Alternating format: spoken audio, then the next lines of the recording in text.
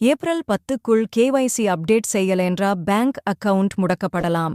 வங்கியில் கணக்கு வைத்திருக்கும் அனைவருக்கும் முக்கியமான செய்தி.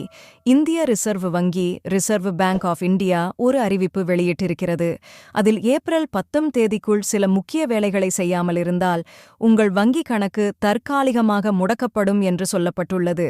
கேஒய்சி என்றால் என்ன?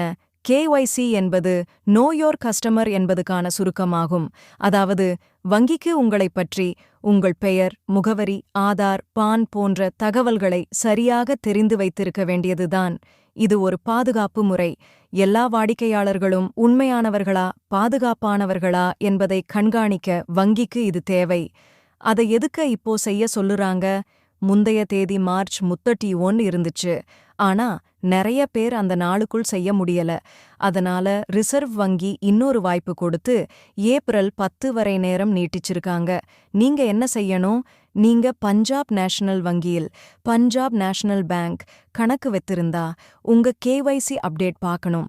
அதை வங்கிக்கு போய் அல்லது ஆன்லைன்ல அப்டேட் பண்ணிக்கலாம். ஏற்கனவே அப்டேட் பண்ணிட்டீங்கன்னா வங்கியிலிருந்து எந்த மெசேஜும் அல்லது மின்னஞ்சலும் வரலன்னா மீண்டும் செய்ய வேண்டிய அவசியம் இல்ல. ஆனா வங்கி சரி செய்யணும்னு மெசேஜ் அனுப்பிருச்சுனா மீண்டும் கேஒய்சி அப்டேட் பண்ணி வையுங்க. அப்படி இல்லைன்னா என்ன ஆகும்? நீங்க ஏப்ரல் 10க்குள்ள கேஒய்சி அப்டேட் செய்யலன்னா உங்கள் வங்கி கணக்கு தற்காலிகமாக முடக்கப்படும். அதாவது பணம் எடுக்க முடியாது, அனுப்ப முடியாது, ஏடிஎம்ல கூட பயன்படுத்த முடியாது.